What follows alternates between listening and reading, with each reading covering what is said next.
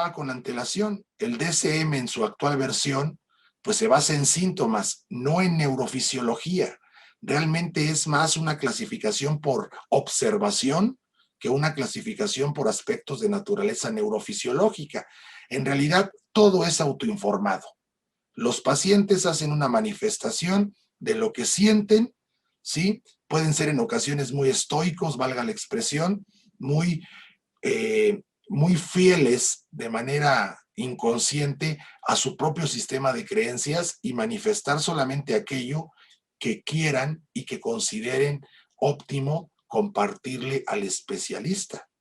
El médico, que como sabemos, en tanto en el aspecto de la psicología como de la psiquiatría, pues no se requiere hacer en las entrevistas un examen clínico, un examen físico, no se necesitan hacer estudios de laboratorio, todo es con base a la información que va aportando el propio paciente, salvo que se considere o que se vislumbre la posibilidad de algún tipo de trastorno neurológico. Y volvemos una vez más a lo que comentaba con antelación, al tema que fue materia de debate. ¿Podría y debería un psicólogo realizar un examen neurológico básico? Muchos, y aquí sí la respuesta fue dividida, muchos dijeron que no, lo que comentábamos, pero muchos otros dijeron que sí, en tanto que un tercer grupo contestó, habrá que valorar bajo qué condiciones y para qué, ¿sí? Si nosotros vamos a tratar, como lo haría un neurólogo en estricto sentido, de ver la enfermedad, la patología, el síndrome de que se trata, pues bueno, ellos son los expertos para ese propósito, ¿sí? Pero ¿qué sucede cuando una persona llega con una manifestación emocional en la que está sumamente alterado, en donde ya conocedores en gran medida de la neurofisiología, existe una alteración conductual? Y si nosotros sumamos más herramientas que nos den indicios de que esa persona tenga algún tipo de trastorno psicológico, psiquiátrico, pero que tal vez pueda tener también algún tipo de trastorno neurológico, si no consideráramos esa posibilidad, no tendría ningún caso entonces tampoco que los psicólogos estudien neurofisiología. Pues seguimos basando la psicología en postulados, en teorías por observación, y pues dejamos a un lado todo el funcionamiento del cerebro como estructura. Pero sabemos que esto no funciona así, y menos en la época en la que vivimos. En la actualidad, un psicólogo que no conoce las bases fundamentales de la neurociencia, pues bueno, pues ya no es muy competente en el mercado laboral, en el mercado profesional, y por cuanto a la objetividad de su participación como profesional.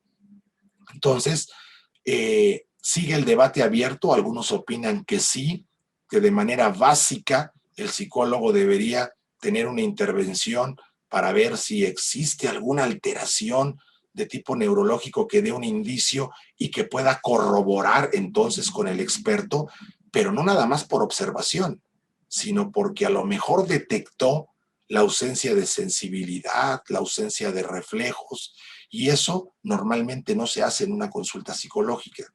Nadie está pensando en decir, a ver, como lo hace el psiquiatra, vamos a tomar el cepillito y pasarlo alrededor de la cara para saber si algunos de los nervios craneales están alterados o existe o no sensibilidad a la temperatura, a los aromas, a los reflejos. No lo estamos considerando, a menos que el paciente lo manifieste.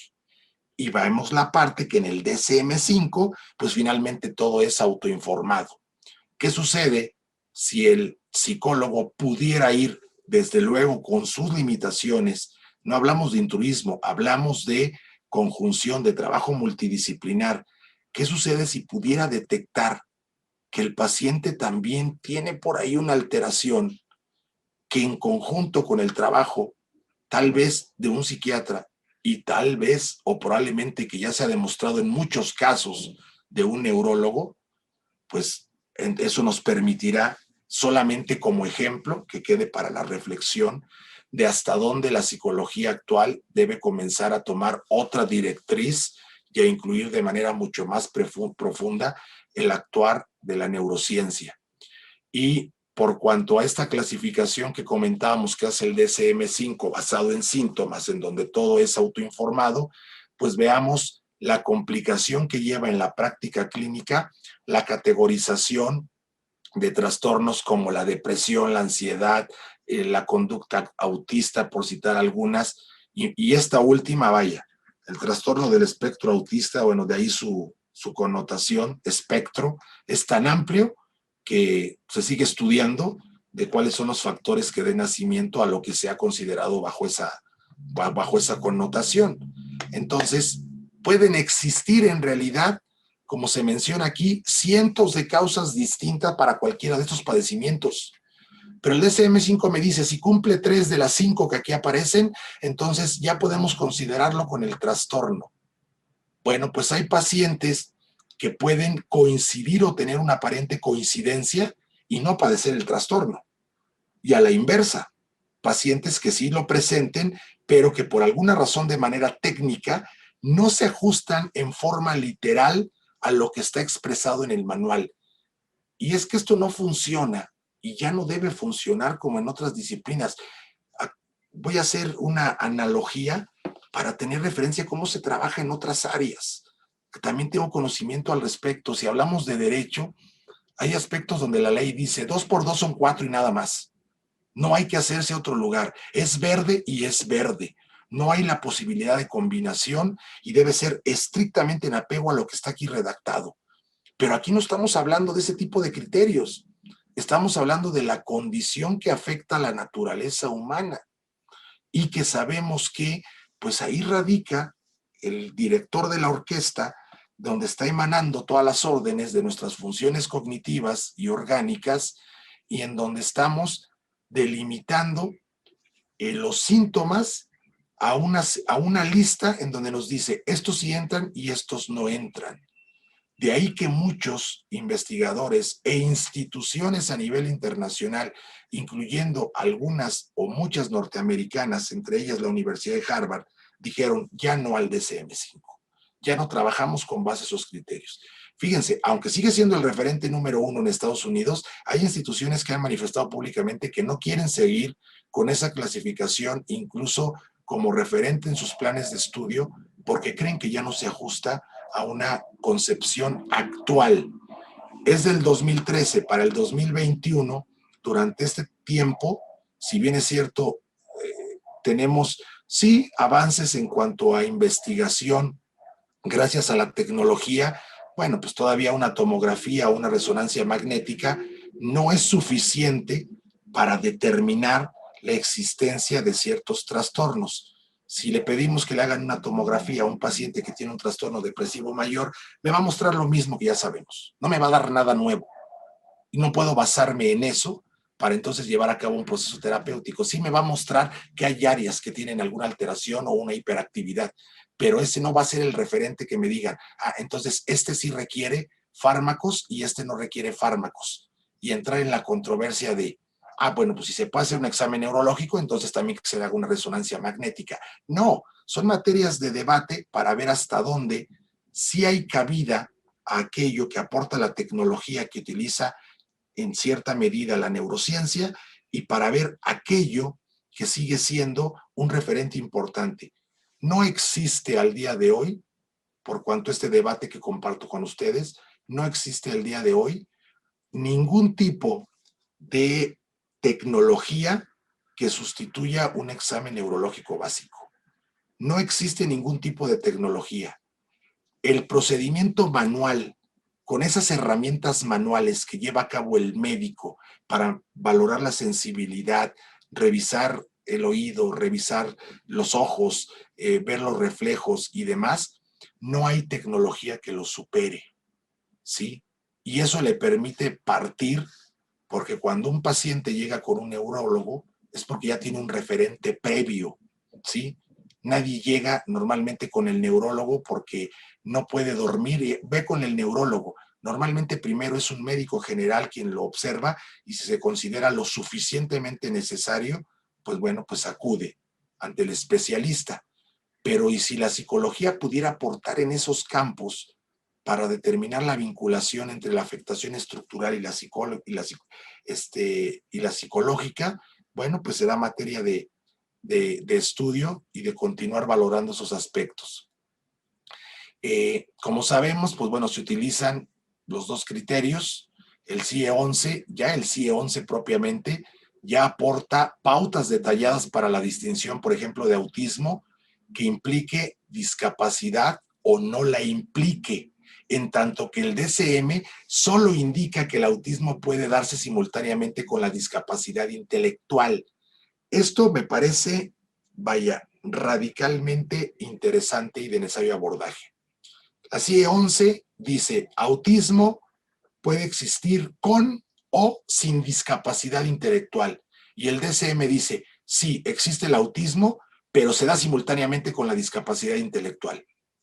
Bueno, ¿qué lleva a los especialistas que trabajan en este proyecto de la CIE para decir, no todos quienes padecen el trastorno del espectro autista, no todos tienen una discapacidad intelectual?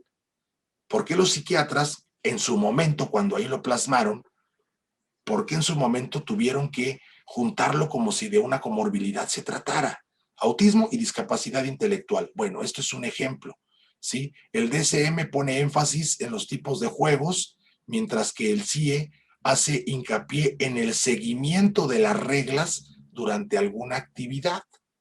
Sobre este punto, ambos manuales, bueno, tienen bastantes similitudes con relación a la CIE-11, que las diferencias eran bastante notorias. Por otro lado, cuando platicamos al principio que la CIE-11, el DSM va sobre factores de naturaleza del contexto norteamericano, en tanto que la CIE ya considera una transculturalidad.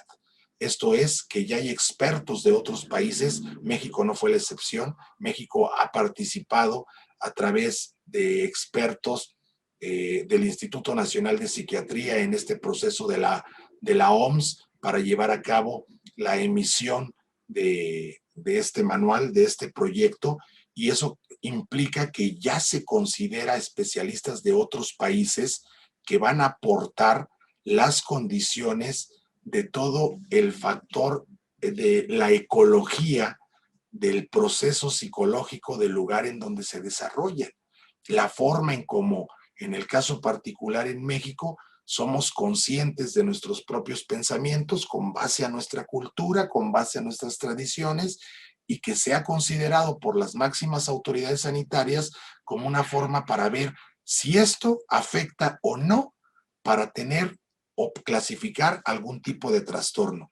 Ya también el DSM hace si bien el DSM en su versión número 3 introdujo un sistema multiaxial que permitió o ha permitido realizar un diagnóstico a partir de 5 ejes, el DSM-5 evolucionó hacia el diagnóstico no axial. Fíjese, hubo una modificación dentro del mismo criterio psiquiátrico. Esto con anotaciones separadas sobre los diferentes factores psicológicos y contextuales, perdón. Y por su parte, el CIE mantiene 3 ejes principales de la valoración multiaxial. Dicho con otras palabras, los psiquiatras no se han puesto de acuerdo si deben considerar este sistema o no lo deben considerar. No sabemos en realidad cuándo pueda venir una nueva versión del DSM, si será la revisada del 5, si será el 6, pero estos son los principales ejes sobre los que podemos hacer una diferencia entre uno y otro. En tratándose de trastornos clínicos, la CIE, bueno, pues toma estos 3 ejes, el somático, el psiquiátrico, los trastornos de personalidad. El DSM no tiene ejes. El diagnóstico principal se cita en primer lugar y el resto por orden de necesidad de atención y tratamiento. El número 2, el trastorno de la personalidad, bueno, la CIE, el eje de discapacitación es similar al eje 5, el DSM no lo tiene. En tratándose de enfermedades médicas, se toman en consideración ya los factores ambientales y el estilo de vida, y el DSM lo hace por cuanto a trastornos psiquiátricos de la personalidad, retraso mental, trastornos orgánicos. El CIE-11 no considera problemas psicosociales y ambientales y una evaluación de la actividad global, y en tanto que el DSM-5 sigue considerando los mismos criterios, al igual que las enfermedades médicas. Algunas de las inclusiones más importantes, bueno, pues es que hay categorías codificadas con términos diagnósticos opcionales, lo que se ha denominado como términos de inclusión, y que además del título sirven como ejemplos de los diagnósticos establecidos que permitirán clasificar en esa categoría. Pueden referirse a afecciones diferentes o ser sinónimos, pero no una subclasificación de la categoría.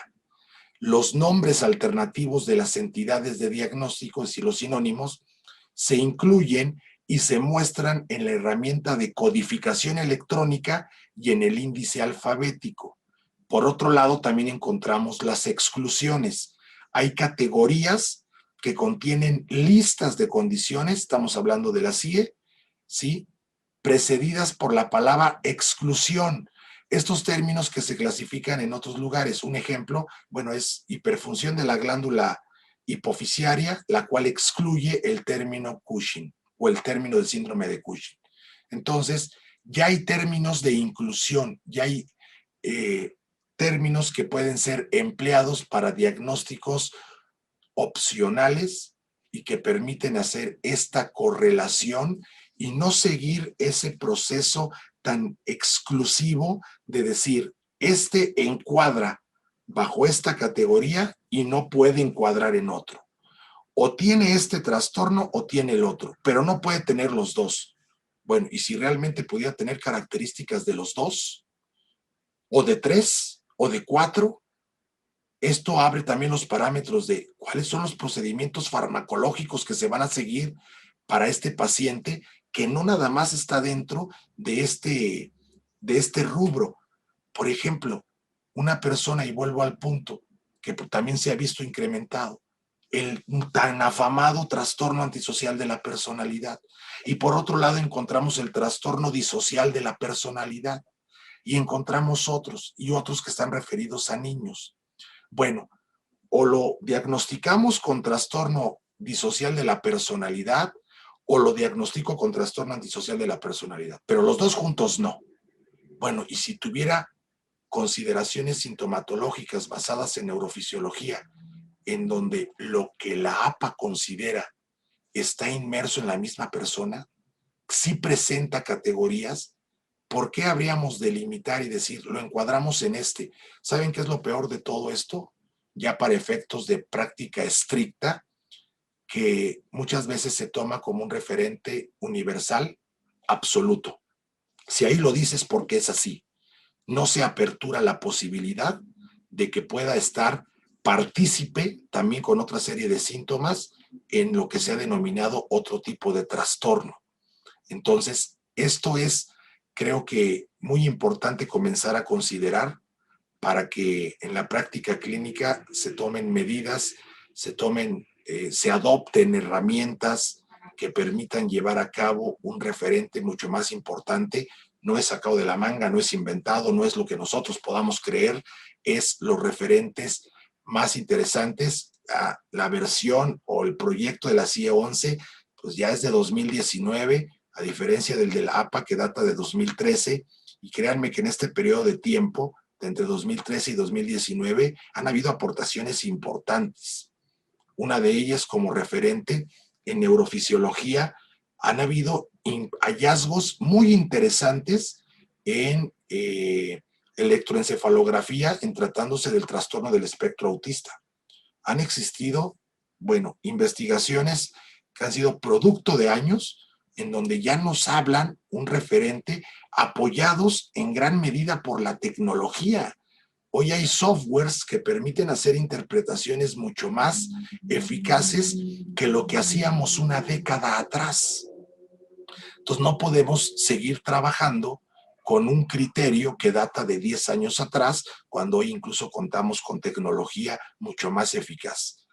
Entonces, pues a grandes rasgos, porque este es un tema que nos llevaría a un debate muchísimo más amplio sobre cuál debe ser en estricto sentido. Si fuese una pregunta en ese sentido, diríamos, hay que considerar ambas opciones, hay que valorar el aspecto propio de cada uno de los pacientes con la probabilidad y con la posibilidad de no encuadrarlo en un trastorno en particular, pero esto necesariamente con el apoyo de los especialistas de otras disciplinas, y los más cercanos a la psicología son la psiquiatría y la neurología.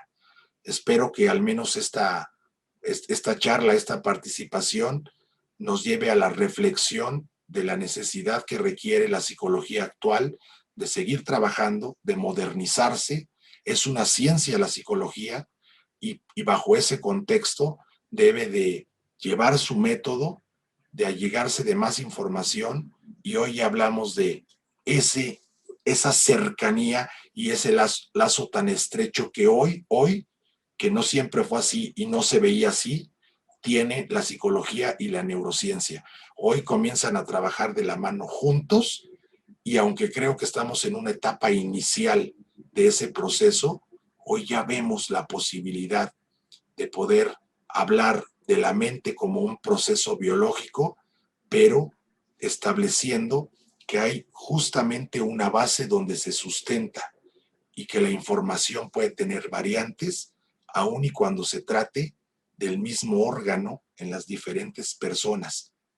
Entonces, pues que esto nos ayude a reflexionar después de todo este rollo, ¿verdad? Nos lleve a reflexionar sobre la importancia de seguirnos preparando, de seguir indagando, de conocer las alternativas que hay, de la constante y la continua preparación, del tipo de información que estamos analizando, de cómo la estamos compartiendo, y lo más importante, somos seres humanos interactuando con seres humanos. La forma en cómo vamos a trabajar con esas personas que confían en los profesionales de la salud, se acercan con ellos y están literalmente con sus vidas en sus manos, poniéndola frente a ustedes y diciendo: ayúdenme, porque estoy en este momento atravesando lo peor que para mí pueda ser, cualquier eventualidad de que se trate. Entonces, agradezco infinitamente la oportunidad de compartir en este espacio. Espero que al menos sirva para la reflexión, y pues de nueva cuenta reiterar tanto mi agradecimiento como mi felicitación para todos y cada uno de ustedes. Pues muchas gracias, doctor José Ramón, por su participación. La verdad es que, bueno, hay muchas cosas de las cuales mencionó que podríamos sacar temas y horas de conversación con cada uno de ellos, pero al final yo creo que esa es la buena conclusión, ¿no? Todo eso, pues al menos provocar la reflexión, ¿no? De lo que constantemente tenemos que actualizarnos. Como dice, la psicología es una ciencia, y de avances y de actualizaciones, y no está todo escrito. Entonces, constantemente hay que capacitarnos, no casarnos con solamente un conocimiento, sino seguir adelante, ¿no? Y yo creo que y hemos apostado mutuamente junto con otras personas a esta cuestión subjetiva de la psicología, llevarla a cuestiones más objetivas, científicas, por métodos basados en evidencia, que es lo que actualmente se menciona, ¿no? No porque la psicología no lo haya hecho ya, de tener métodos basados en evidencia, sino porque ahora tenemos la oportunidad de ser más finos en eso, más exactos. La ciencia ha avanzado tanto, y otras ciencias en general han avanzado tanto, que nos permiten ver eso. Parece, bueno, no hay tiempo para muchas preguntas, pero vamos a proceder. Parece que Carlos Ruelas quiere preguntar algo. Le pediría que fuera breve, porque vamos a proceder a la clausura. Aunque en la tarde tenemos todavía el taller, vamos a aprovechar la presencia, el honor que tenemos de contar con el doctor José Ramón, que nos dé unas palabras para la clausura. Pero antes de eso, maestro Carlos, algo breve. Adelante. Sí, gracias. Una cuestión, doctor Calvo, una pregunta. Usted, bajo su perspectiva, que me parece muy buena y comparto, la verdad, el utilizar el manual DSM como una herramienta diagnóstica para el psicólogo clínico, ¿usted considera que es la única, es la que puede ser realmente aportar utilidad, la que realmente puede aportar legitimidad al trabajo clínico que realizamos en la psicología, o cuál sería la alternativa para esto? Bueno, bajo ese contexto y lo que habíamos platicado, las valoraciones de fondo y las inclusiones que se han dado ya en este proyecto de la CIE 11, ya la gran mayoría de los especialistas en el mundo, sobre todo en Europa, y que ahora empieza a verse de manera más latente en América Latina, empiezan a ver a la CIE como el referente ya más importante.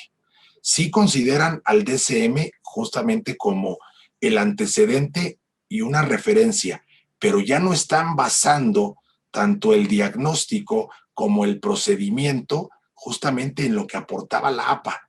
Y es aquí donde vendrá el reto para la APA, en su versión revisada o en su DM6. No se sabe en realidad cuándo pueda venir, no se tiene al menos un parámetro, no han dicho nada, pero lo que sí podemos decir es que en tratándose de Europa y ya América Latina, por las inclusiones transculturales que se han valorado, ya se empieza a ver a la CIE como el referente número 1. Gracias, doctor. No, al contrario, maestro, muchas gracias. Bueno, pues vamos a un agradecimiento a ambos, ¿sí? Y a Nayarina, nuestra otra ponente que tenemos acá. Muchas gracias. Y por brindar su conocimiento, la disposición de siempre. Muchas gracias. Y le pediríamos el apoyo en esta ocasión, no solamente porque está aquí el doctor Ramón, sino porque el Consejo Mexicano de Neurociencias también es institución invitada a este evento, que hiciéramos que nos pudiera decir unas palabras para la clausura de estas jornadas por el Día del Psicólogo. Bueno, pues primeramente reiterar el agradecimiento y sobre todo la felicitación, la apertura de estos espacios que permiten esta interacción para seguir de manera conjunta el seguir creciendo en esta participación dinámica. Y pues creo que retomando un poquito hace ya bastantes décadas, cuando William James dijo que un psicólogo era un estudioso, era un fisiólogo del cerebro.